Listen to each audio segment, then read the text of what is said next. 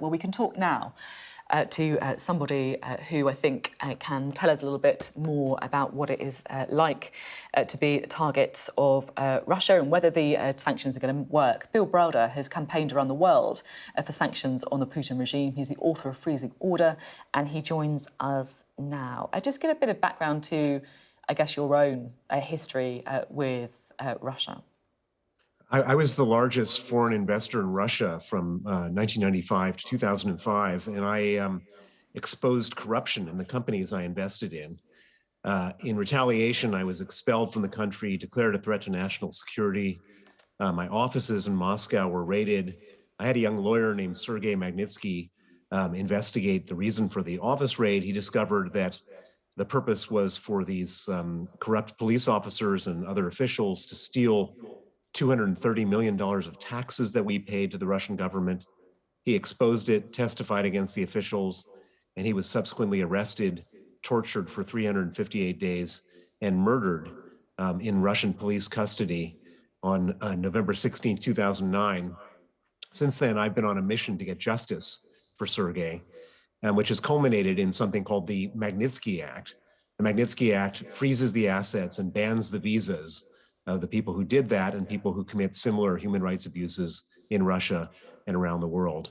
The Magnitsky Act now exists in 34 countries and is the template which is being used to sanction oligarchs and Putin cronies in this war on Ukraine.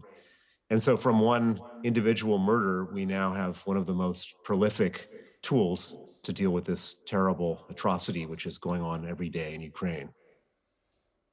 OK, I'm interested to know on your view on the sanctions that the West have imposed on Russia. Do you think they're effective? And if they're not, what more could be done? Well, the way I view sanctions is kind of like medicine for a disease. It depends on at which stage of the disease you've taken the medicine.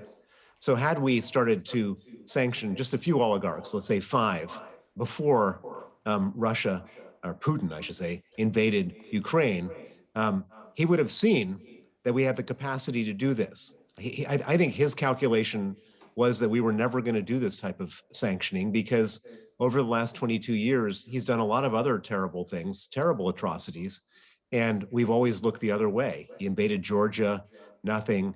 Crimea, taking Crimea, nothing. Salisbury, nothing. And many, many other things, nothing. And so he was sort of under the impression that this was going to be the same thing with Ukraine. Had we just done a bit of the sanctioning, he might have changed his calculus. Now that he's invaded, Putin doesn't have a reverse gear. He doesn't have any capacity to compromise, to back down, to show weakness. And so the purpose of the sanctions at this point is not to change his mind. I don't think the sanctions will change the oligarchs' minds either because they don't have any effect on Putin. They can't, they're subordinate to him. The purpose of sanctions at this point, in my opinion, is that we want to starve Putin of all the financial resources that he has to wage this war. If we can cut off his money in every different way, including by sanctioning the oligarchs and sanctioning the Russian government, et cetera, then perhaps in the future, he's not going to have the money to do what he's been doing and plans to do. When we spoke to Oliver Dowden a little bit earlier in the programme, he's a member of the government here in the United Kingdom. He said that he would like to see Germany and France doing more. Is there a question that when some European countries are still pumping billions of pounds into Russia in return for oil and gas, that actually the sanctions are going to only have a limited impact? Well, he's pointed out the elephant in the room. So we've done more sanctioning of Russia than anyone has done of any country in history. Freezing the central bank reserves, freezing the oligarchs, cutting off Russian banks from SWIFT. But he's right, and as you say, every day, Europe, Germany, France, Italy, Austria, various other places who are totally dependent on Russian gas send Vladimir Putin $1 billion every day.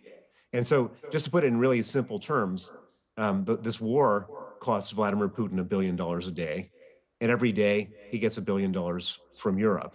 And so that's kind of a wash. And so if we really do want to stop this war and we want to stop it from spreading, which is, I think, the biggest concern we should all have, then we have to stop giving him the money. And to stop giving them the money, that means that Germany is going to have to tighten their belt significantly. They're going to have to experience some economic pain. And they can say, well, this is disproportionate. What about the UK, which only gets 3% of their gas? Well, I would argue that Germany has put themselves in this position. They very stridently argued with the rest of the world to become more dependent on Russian gas. They built a pipeline to become more dependent on Russian gas, and a pipeline that was supposed to bypass and effectively squeeze Ukraine economically. And so I think that Germany has a big duty here. I completely agree that Germany is sort of sitting in a very hypocritical seat right now. They're closer to the front line than we are, and they're continuing to give Putin money to pay for weapons to kill Ukrainians and potentially kill other people in Europe.